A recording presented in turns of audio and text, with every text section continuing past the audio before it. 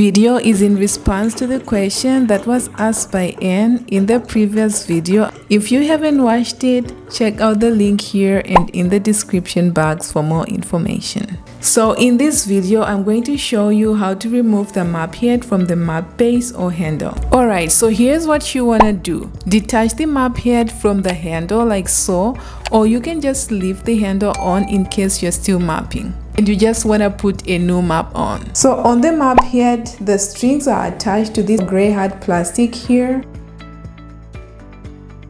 Here's the trick. You want to locate the triangle tip or corner on the red map base here. Hold map base like so, and with the other hand, hold the strings on the map and pull. That's it. So easy, guys.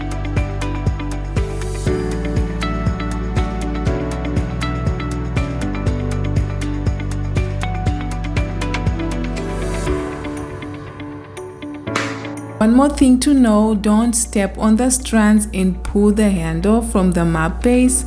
I did that before here with the other map and it broke, so just concentrate on the map head only. That's it. Thank you so much for watching, guys. Subscribe for more valuable content and remember to like and also click the notification bell so you can be notified when I upload another video. See you on the next one. Bye.